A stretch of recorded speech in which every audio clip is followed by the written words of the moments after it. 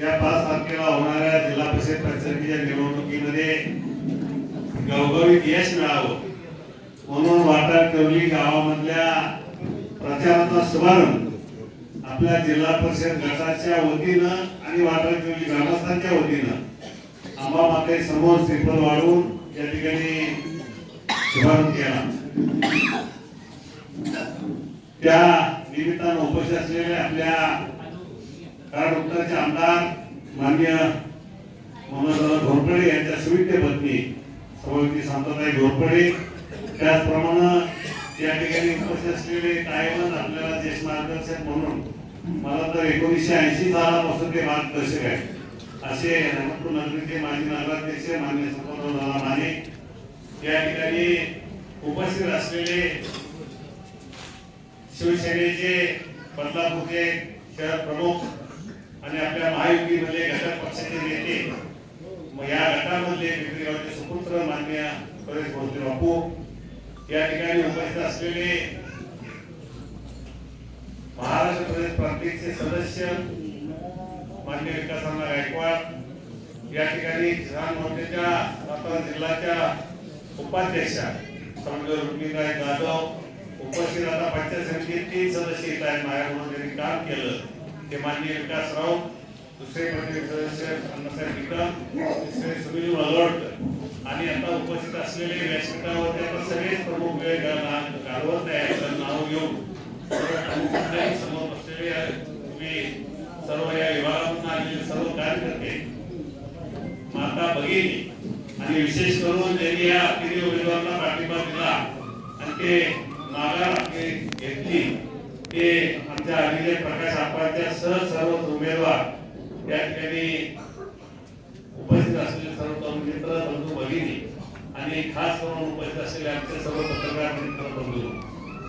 खरं तर या ठिकाणी या निवडणुकीला सामोरं जाताना माझ्या अगोदर आलेल्यांनी मनोगत व्यक्त केलेलं आहे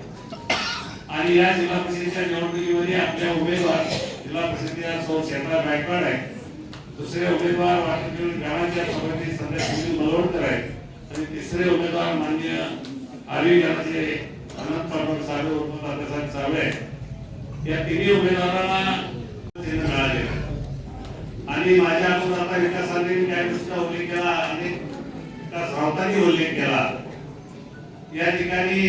केंद्रामध्ये आदरणीय नरेंद्र मोदी साहेबांचं सरकार केंद्रीयचं आहे, महाराष्ट्रामध्ये माननीय नामदार देवेंद्र फडणवीस साहेबांच्या माध्यमातून महायुतीचं शासन काम करत आहे आणि आता त्याच्यानंतर स्तर आहे म्हणजे जिल्हा परिषद, त्यानंतर पंचायत समिती आणि त्यानंतर काम करते। त्याच्या अगोदर महापालिका आणि त्या अगोदर नगरपालिका निवडणूक आपण पाहिलं आपली एकमेव नगरपालिका रहमतपूरची आपल्या भाजपाच्या ताब्यात नुकती झालेली आहे। संपतदारांच्या सुनबाई आणि निलेदारांच्या सुविधे पत्नी निलेदारा नगरसेवक झाले पण पत्नी पण नगराध्यक्ष झाल्या आणि त्यामुळे या ठिकाणी खरंच त्यांचा मोलाचा वाटा आहे असे त्या निवडणुकीला रहमतपूर नगरीमध्ये इथं उपस्थित असलेले आपले आदर्श शिक्षण संस्थेचे आणि साहित्य अकादमी माजी संचालक नंदकुमार माने असतील, सचिन बेळावे असतील, त्याचप्रमाणे इतर सर्व कार्यकर्ते करून खरं तर या ठिकाणी मी उल्लेख केल्याप्रमाणे आपण ज्या निवडणुका गेल्या 1-2 महिन्यामध्ये झाल्या, आपण नगरपालिकेच्या निवडणुका असतील, महापालिकेच्या निवडणुका असतील, नगरपालिकेच्या झालेल्या निवडणुकीमधला इतिहास भाजपच्या माध्यमातून आपण सगळ्यांनी वाचलेला आहे, पाहिलेला आहे, अनुभव महापालिकेमध्ये सुद्धा आपल्याला माहिती या राज्यामध्ये 29 महापालिकेच्या निवडणुका झाल्या आणि त्यापैकी 25 महापालिकांमध्ये भाजपची सत्ता त्या ठिकाणी माहितीच्या माध्यमातून काही ठिकाणी शिवसेना बरोबर भाजप उभा आहे असे किंवा काही ठिकाणी राष्ट्रवादी शरद पवार गट आहे, अजित पवार गट आहे, अशा ठिकाणी काही ठिकाणी थोडीशी झाली पण जास्तीत जास्त म्हणजे भाजपच संख्याबळ असणारा 25 महापालिका त्या ठिकाणी राज्यामध्ये निवडून आले। ती येण्याचं कारण एकमेव की आदरणीय देवेंद्र फडणवीस साहेबांच्या माध्यमातून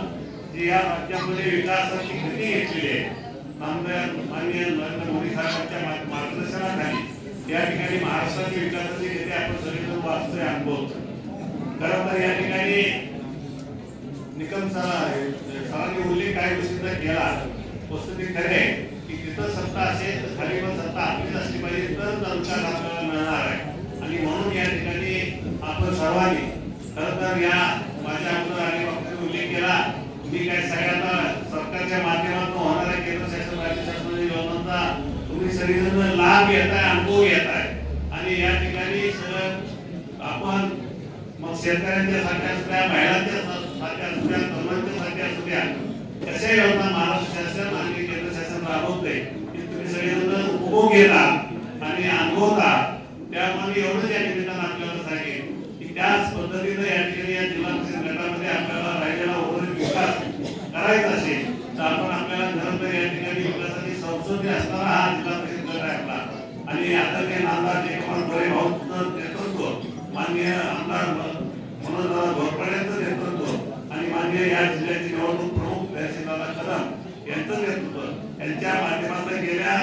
15 वर्षापासून तुम्हाला न्यायभाव अध्यक्ष होते भाजपचे, त्यांच्या माध्यमातून भाजपच्या अनेक विकास कामं आली. तहसील कदम अध्यक्ष होते भाजपमध्ये, त्यांना पण कोटा मिळाला होता भाजपच्या माध्यमातून, शासनाच्या माध्यमातून, त्यावेळी याच्यात काम आले. आदरणीय आमदार मनोजच्या माध्यमातून या ठिकाणी गेल्या 1 वर्षामध्ये त्यांनी उल्लेख केला. 1 वर्ष 6 वर्षामध्ये उत्तर काळामध्ये त्यांनी जवळपास 900 कोटीचा निधी या ठिकाणी उपलब्ध झाला करून आणला आणि त्यापैकी अनेक कोटीचा निधी आपल्या जिल्हा गटामध्ये या ठिकाणी टाकलेला आहे. आणि म्हणून या ठिकाणी आपल्याला विकासाच्या दृष्टीनं राजकारण करायचे आहे. म्हणून आपण या तिन्ही उमेदवारांना येत्या 5 तारखेला होणाऱ्या निवडणुकीमध्ये बरोबर मताने विजयी करावं आणि आपला राहिलेला गटाचा विकास इथून पूर्ण करण्याची त्याला साथ द्यावी अशी विनंती करतो आणि या ठिकाणी सांगतो. जय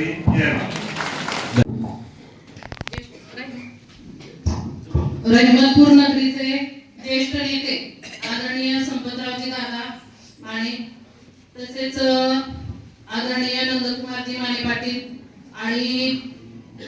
सर्वांची नावं घेत नाही, सर्वच आदरणीय व्यक्तिमत्व, तसेच वाठार गिरोली गटाचे उमेदवार आदरणीय दादासाहेब साबळे, आमच्या भगिनी संध्याताई मलवडकर, तसेच श्वेता गायकवाड यांचं सर्वांचं मी या ठिकाणी हार्दिक असं स्वागत करते. खरंच पाहायला गेलं तर आज मला खूप आनंद होतोय. याचं कारण खूप वेगळं आहे, कारण माझ्या बहिणी आहेत आज इथं आणि त्या दोन्ही उमेदवार आहेत आणि रहिमतपूरच्या आम्ही तिघी आहे आणि याचा मला खूप अभिमान वाटतोय. आज रहिमतपूरच्या मुलींना, माहेरवाशिनींना आज कुठंतरी संधी मिळते, नेतृत्व करायला मिळतंय आणि ते आपण सर्वांनी आज या ठिकाणी देणार आहे नक्की. याबद्दल मी तुम्हाला सगळ्यांना आव्हान करते. आज पाहायला गेलं तर संध्याताई माझ्या मोठ्या बहीण आहेत आणि श्वेता माझी छोटी बहीण आणि आज आमदार मनोजदादांच्या माध्यमातून आज मलाही आज महिलांसाठी स्वाभिमानी मंचच्या माध्यमातून काहीतरी करण्याची संधी या ठिकाणी आज मिळाली आहे. माझे सासरे ज्येष्ठ नेते भीमराव दादा घोरपडे यांच्या विचारांचा वारसा घेऊन आज मी पुढे चालण्याचा प्रयत्न करते. तसं पाहायला गेलं तर माझ्या माहेरी कोणताही राजकीय वारसा नाहीये, पण आज एक राजकीय कुटुंबात आल्यानंतर आपण लग्नानंतर जे आपण मोठ्यांचं अनुकरण करत असतो, त्यांच्या सद्विचारांचं अनुकरण करत असतो आणि काहीतरी शिकत असतो आणि त्याच्यामधूनच आपल्याला शिकायला मिळतं. त्याच पद्धतीनं आज श्वेता असेल, संध्याताई असतील, याही आज काकांचं विचार घेऊन किंवा आपल्या सर्वांचं ज्येष्ठांचे विचार घेऊन पुढे जाण्याचा प्रयत्न करताय. आज सर्वांनी सांगितलं, आज भारतीय जनता पार्टी आज केंद्रामध्येही आहे, राज्यामध्येही आहे. आता नगरपालिकेच्या निवडणुका झाले, त्याच्यामध्येही आमच्या वहिनी नगराध्यक्ष झाल्या. साबळे सर म्हणाले निलेश माने कार्याध्यक्ष, पण मी त्यांना सांगू इच्छिते थोडंसं त्यांना राग येईल, पण आज आमच्या वहिनी नगराध्यक्ष आहेत आणि सर्व कारभार त्याच करतील. आज त्या जरी गृहिणी असल्या तरी आज त्याही लग्नापासून आज दादांच्या नेतृत्वाखाली आज काम करतायत आणि त्यांचे विचार पुढे नेण्याचं काम आज त्या करतील. आज त्याही बरंच काही शिकल्या असतील आणि ते आज अनुकरण करण्याचा ते प्रयत्न करतील आणि एक चांगलं कारभार त्या ठिकाणी नगराध्यक्ष म्हणून करतील. त्याच पद्धतीनं आज माझ्या बहिणींनी या चांगल्या पद्धतीनं कारभार करतील. आज आपले दादासाहेब साबळे आहेत, असं त्यांनी मलाशी बोलताना सांगितलं. आज गेली 20 ते 25 वर्ष मी काकांबरोबर काम करतोय, पण आज मला संधी मिळाली. तर मला एवढंच सर्व इच्छुक उमेदवारांना सांगू इच्छिते की आज संधी प्रत्येकाला मिळत असते. आपण कोणत्याही गोष्टीवरून नाराज न होता आज आपल्यामध्ये जे उमेदवार आज सर्वांच्या अनुमतीनं आपण निवडून त्यांच्या पाठीशी राहून आपण सर्वांनी त्यांना पाठबळ द्यायचंय. आज मी या ठिकाणी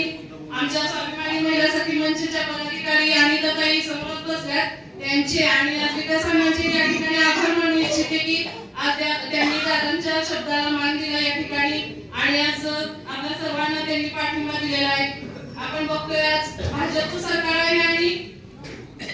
मोठ्या प्रमाणावरती आज लाडक्या बहिणींसाठी, आज माता बहिणींसाठी असेल किंवा आपल्या शेतकरी वर्गासाठी